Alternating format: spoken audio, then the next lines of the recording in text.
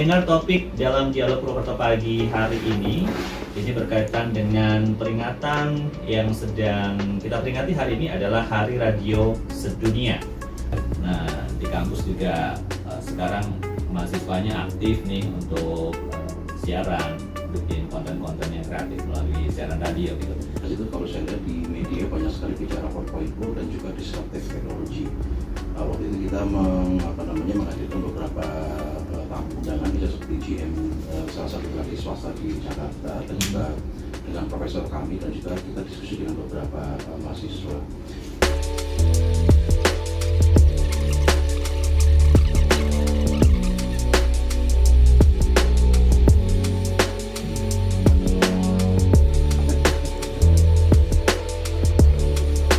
Boleh?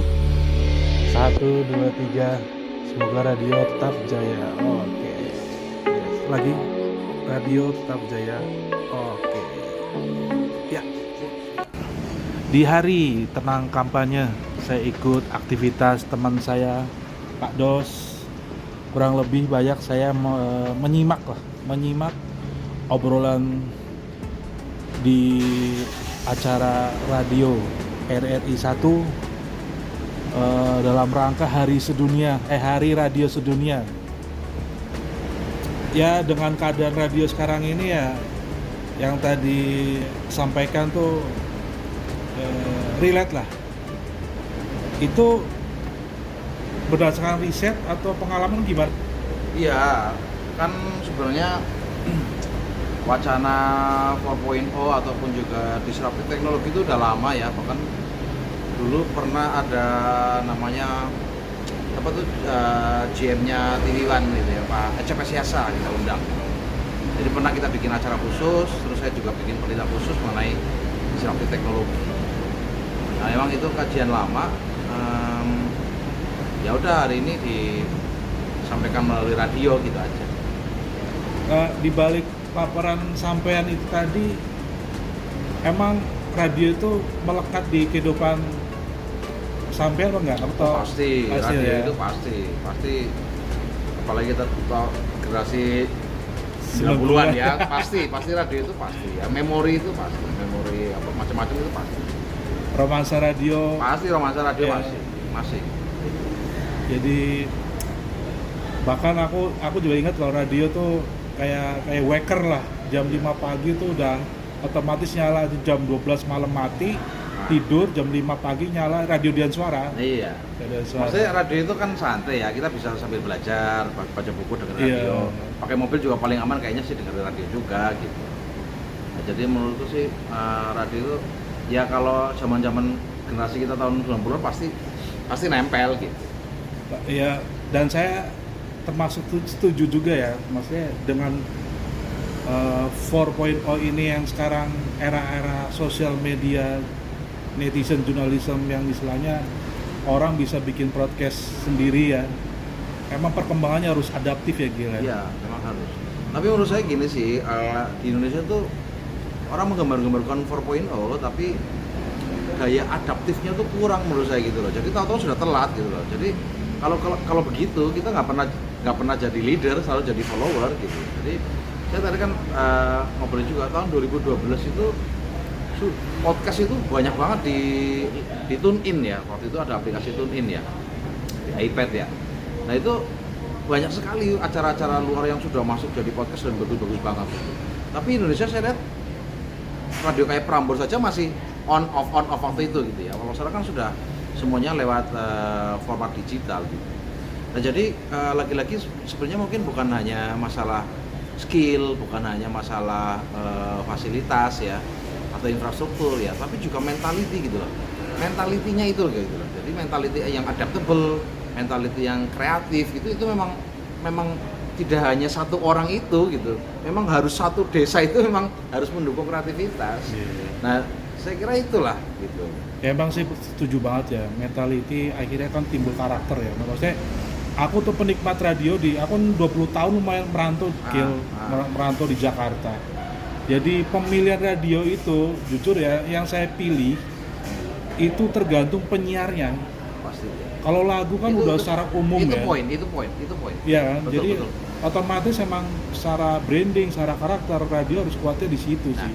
sebenarnya gini ya, tadi aku bilang masalah mentality ya. Misalnya ya, tadi kan aku bilang masalah disrupsi itu ya. Orang tuh nggak pernah nganggep gitu. Waktu zaman dulu misalnya, online pasti, tapi ini media konvensional pasti tetap bertahan. Nah itu loh, jadi mentality adaptable-nya itu sebenarnya. Iya, betul. Nah misalnya sekarang misalnya ada AI, ada augmented virtual reality, macam-macam. Itu banyak orang yang menganggap itu biasa. Tapi at the end mereka kan adapt ke situ, tapi sudah telat gitu loh. Iya, betul. Nah itu sebenarnya mentality adaptable, responsif terhadap perubahan itu sebenarnya yang orang yang tidak sehari dibentuk gitu. Mereka harus informasi, mereka mungkin harus trial kan gitu loh. Jadi sekali lagi kalau kita melihat ini ya jangan sampai telat lagi gitu loh. Jadi kalau kita pengen ke depan kita harus explore. Nah itu salah satu kuncinya gitu. Jadi harus selalu explore, harus selalu mencoba sesuatu yang baru. Jangan puas dengan ATM, coba cari core yang khas ya, kira-kira seperti itu. Bener. Kalau namanya kompetisi sama teknologi kan nggak ada habisnya ya. Kuncinya adalah adaptasi ya gitu lah. Iya. Top. Iya benar. Jadi kayak gini loh. Ya kayak kita rasakan lah.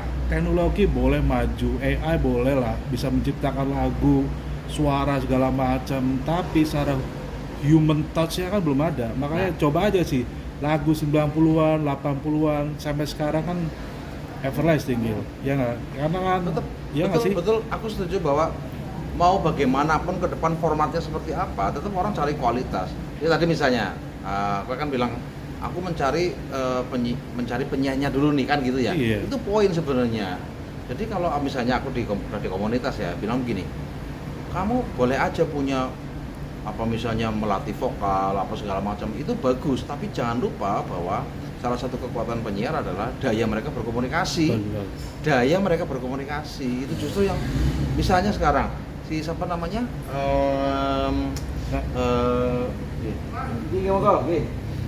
misalnya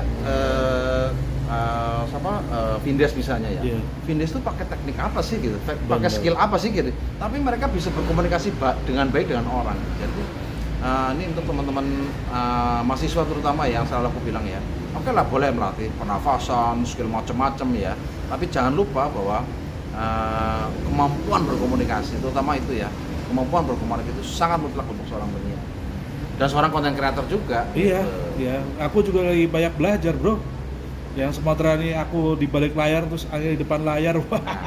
Ternyata Nah, banyak kekuatanmu justru di situ. banyak ilmu yang harus pelajari. Kekuatanmu kan kekuatan di komunikasi. Iya. Nah, Moki itu bisa mendekati semua orang. Itu salah satu poin.